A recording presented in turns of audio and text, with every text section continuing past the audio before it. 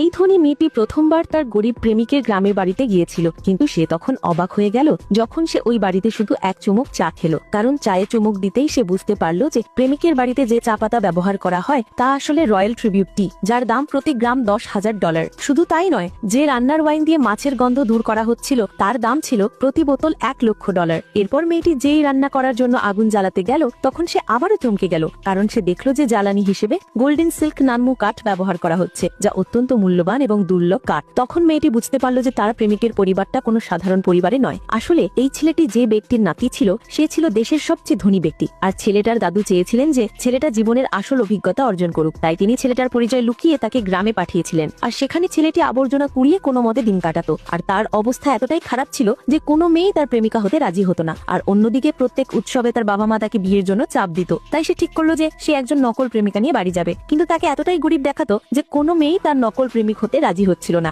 তখনই একটা ধনী মেয়ে আসে যে তার ক্লাসমেট ছিল, এবং সেই ছেলেটার নকল প্রেমিকা হওয়ার প্রস্তাব গ্রহণ করলো। কিন্তু মেয়েটারও একটা শর্ত ছিল যে ছেলেটিকেও তার সাথে তাদের বাড়ি গিয়ে বাবা মায়ের সাথে দেখা করতে হবে, কারণ মেয়েটিকে বহু বছর ধরে এক ধনী ছেলে বিরক্ত করছিল। তাই সে চেয়েছিল তার সাথে একজন নকল প্রেমিক থাকুক, যাতে সেই ছেলেটি তার পিছু ছেড়ে দেয় এবং তার বাবা মায়ের বিয়ের চাপও কমে যায়। ছেলেটি সঙ্গে সঙ্গে এই প্রস্তাবে রাজি হয়ে গেল। এরপর চুক্তি চূড়ান্ত হওয়ার পর ছেলেটি মেয়েটিকে নিয়ে তার গ্রামে পৌঁছালো। এরপর মেয়েটি ঘরে ঢুকতেই ছেলেটার দাদু মেয়েটাকে দেখে খুব খুশি হলেন, কারণ মেয়েটি খুব সুন্দর।